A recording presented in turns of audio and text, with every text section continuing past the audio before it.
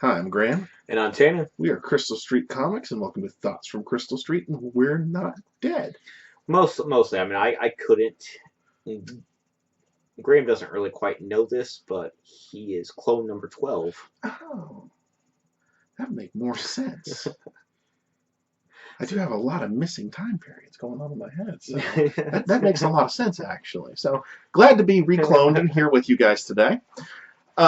So back to kind of a regular format of Thoughts from Crystal Street, looking through the news of nerddom and things that interest us. And I think the first thing that really jumped out at us today is Jessica Jones got itself a little teaser trailer, not a lot shown. Just it kind of looked a lot like what their intro might be, Yeah. because it's mostly kind of just this stylized art. They did show the Alias window, which that's really the way most of you probably know Jessica Jones was from the Alias show a while back, but she is actually a Marvel character. So, um, and it got a date, which is November 20th. So we get more Marvel Netflix come November. Yeah. And man, this year is just loaded with shows. Yeah, it's my poor DVR is just not going to know what to do. I think the maker that Jessica Jones is on Netflix, so I don't have to record that because I've easily got. I mean, on top of the superhero shows, there's a number of other shows that I'm really excited for. Like I love the Muppets, and the fact that the Muppets are getting that new show that looks very much in the vein of what's up, The Office and things like that. That looks really funny. I've been watching the Blunt Talk Oh, with Patrick with Stewart. Or Patrick no, Stewart. not Yeah, Patrick. yeah, Patrick Stewart, Yeah. and that's been phenomenal. Yeah, it's TV's ridiculous right now. It is absolutely ridiculous. But yeah, looking forward to the second Marvel show. I don't know the character very well. I am excited for the Purple Man villain David Tennant will be playing because Yeah. that's a very cool character. Can be potentially very scary. So really, it's just kind of nice to have a date and know that we're getting it Yeah. fairly soon. And then the next one to follow will be Luke Cage, which I know Luke quite a bit more. So looking forward to that. Yeah. And I actually see both of these, Jessica Jones to Luke Cage to just feeding up to The Defenders. Daredevil. Oh yeah, and I mean, Daredevil it's season like two. just this year, Yeah. just we're gonna get Jessica Jones, and it's Mhm. gonna feed into Luke Cage, Yeah. which will just It's gonna make that universe so big. yeah, I mean, And yeah, it's good stuff. they're doing a good job. They're doing a good job. All right, well, I'm gonna go move on to DC news. DC news, okay. WBDC, because Dickle's got his costume. Diggle got himself a costume, and it's all black, and he's got kind of a Magneto-y He does. helmet. It's definitely a Magneto helmet. Uh, but I think that the comic book astute of us would notice he looks quite a bit like the Guardian. Yeah, yeah. Which yeah, it's like reading. I read one of the first articles when they showed the costume, and I do appreciate because Diggle's been putting himself out there for a while now, Yeah, and with the wife and kid, it's nice to actually see yeah, Diggle be a costumed vigilante character. and it makes sense as to why he's putting it on because before he didn't really give a crap. He didn't have the wife and the kid Right. to worry about at home. He was just a soldier. And now that he has that to protect, to see him putting on the armor, and I mean it looks cool. It's a cool looking outfit for him. I'm interested to see how it moves and functions and stuff because the shot that they have out there it is turned to the side, so that slit is really thin. Yeah. But I think that it's going to be a good looking costume. I've it's the CW. I've kind of learned to go ahead So and think they're going to do pretty good with it. so far they're firing all cylinders, Yeah, but it's like I like yeah, it's like it is very reminiscent of Guardian.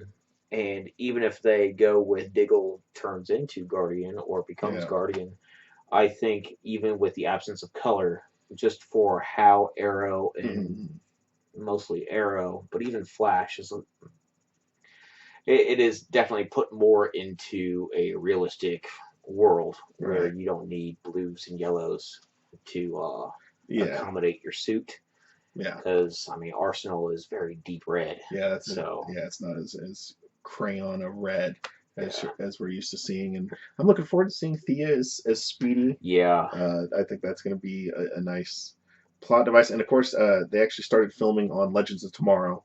That's up and going now, which is that has the potential to be just phenomenal. yeah. Just overload your nerddom. Yeah, with that show. It's goddamn TV is good right Yeah. now. I mean, really good. So let's get off of TV.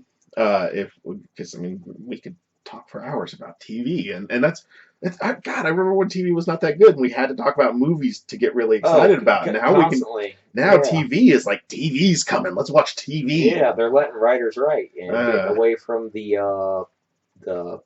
what are those things called?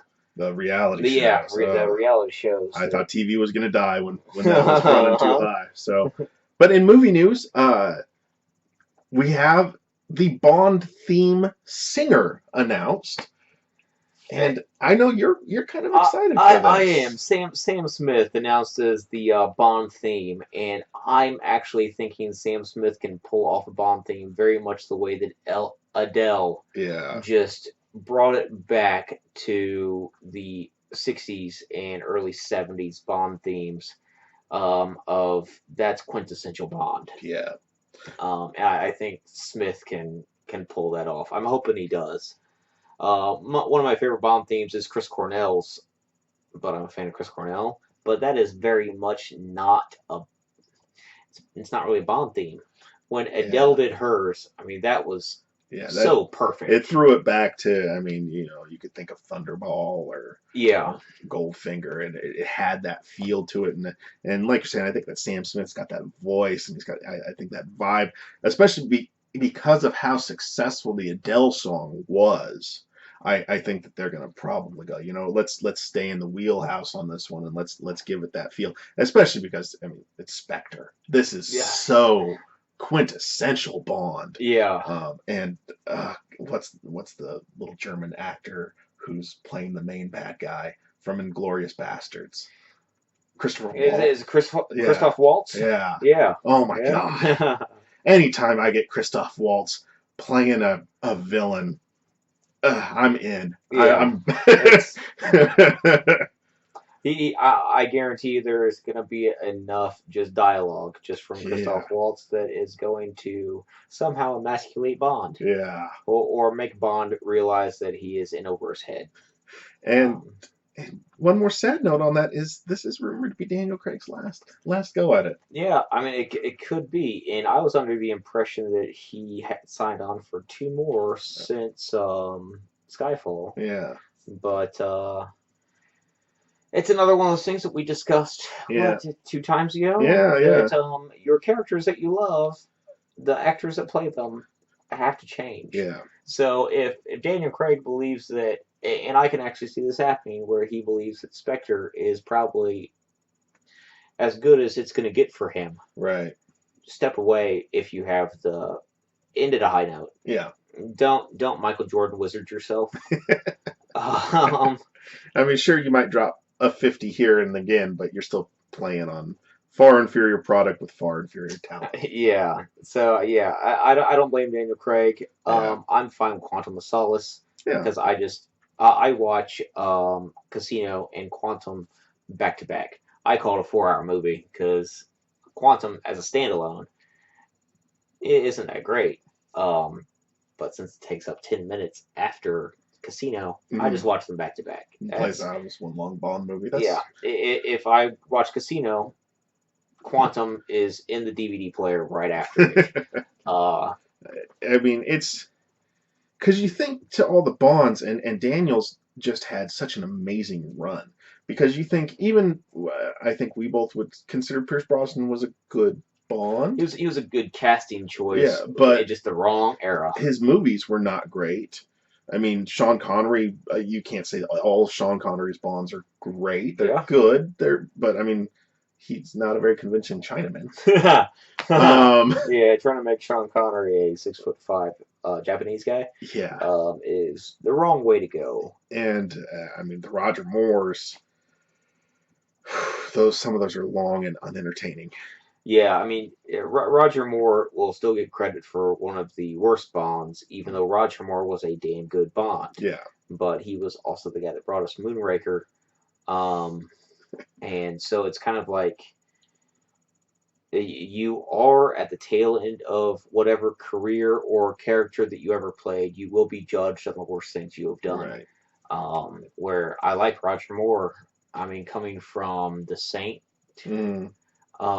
he made sense to be Bond at that era, but he still gave us, Yeah, Moonraker. yeah, And, and with Daniel, I mean, yeah, the critics will hit on Quantum, but it's like you said, if you take it within the context of being, I mean, an exact continuation of Casino, and you watch it as a longer film, I think it is easier to appreciate it like that. yeah, and I think a lot of the critics of Quantum, I think they either have forgotten or it has slipped their mind when they critique it that was Quantum was half written and the writer's strike happened. Right.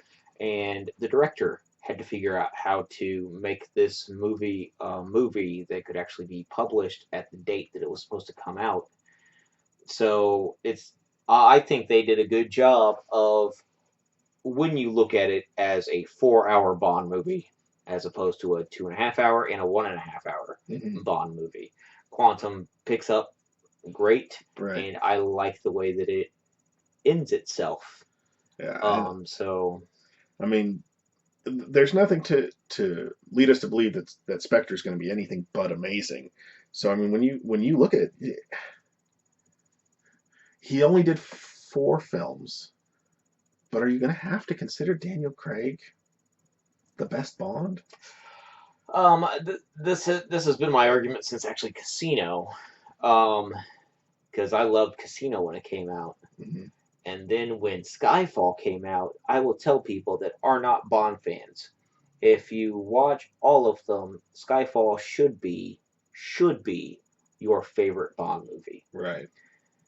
For Bond fans, I still hold true that Goldfinger is the best Bond film. Yeah. Um, and it's kind of one of those things where I can make an argument for one way or the other that Daniel Craig is a better Bond than Connery was.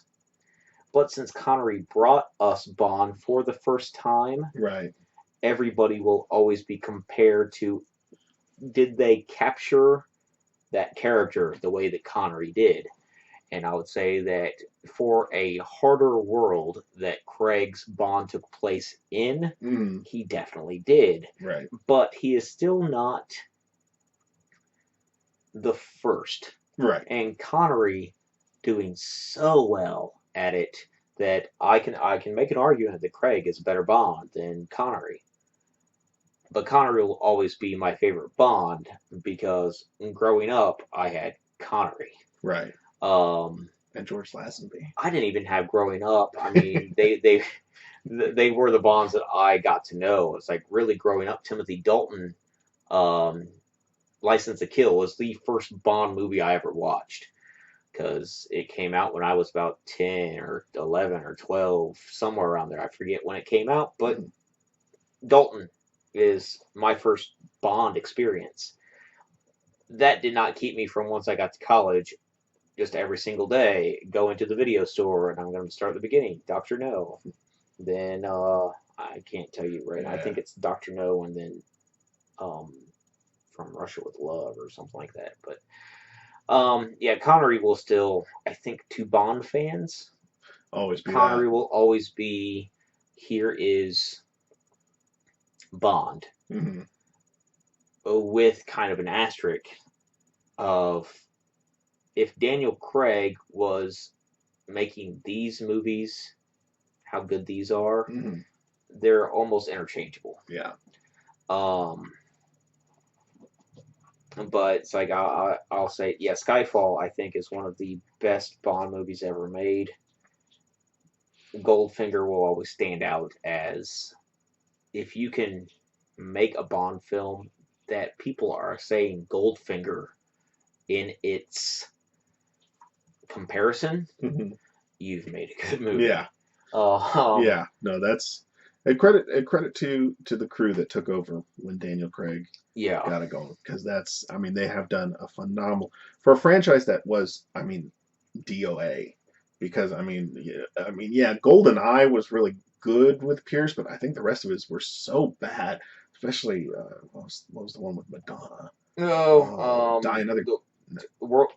No, Die Another Day. see, they all blend together. Yeah. So Yeah, I mean they were all, and then you had the Christmas Jones, and they were so bad. yeah, And you thought, man, is Bond ever going to get back to where it was? And then when Casino came out and just completely reinvented what you expected a Bond movie to be, but still was Bond. They did a bit of magic there. So it's sad to see Daniel Craig's run coming to an end potentially, but at the same time, that's what Bond is, and that's what I say when it comes to the Marvel. Eventually, that run ends, and we gotta. I never try and be pessimistic about the next guy. I'm always like, I think, yeah, that could do. I mean, even when Daniel Craig was announced blonde Bond, blue-eyed Bond, that's not a thing. Yeah, but I said, you know what? Casting directors aren't dumb for the most part unless you work at Fox. So I generally trust that they saw something there. Yeah. Because I mean, even famously with Marvel, Tom Hiddleston auditioned for Thor. Right. But they saw something there. They said, try this instead. And now, of course, we have the Loki, which is amazing. Oh, yeah. So casting directors, you're doing a good job out there. So. Oh, and before we end, getting off of Bond, this is just a little caveat. They finished first day of filming of the next Matt Damon Bourne movie. I heard that that's coming back. Yeah. Is Rayner in it at all? I haven't heard that. I just know Damon is back and Paul Greengrass, as the director, is back. Okay. Where I like Greengrass's vision, I hate his camera work. Oh yeah, but at least we're getting Matt Damon back again. So that's some good stuff. Welcome back, Matt Damon, for the Bond-esque Bourne. Yeah. So more great spy movies, and I'm sure sometime Liam Neeson's going to do another thing. So I'm sure more great movies like that are in the pipeline. So on that note, I'm Graham. And I'm Taylor. And we'll see you next time.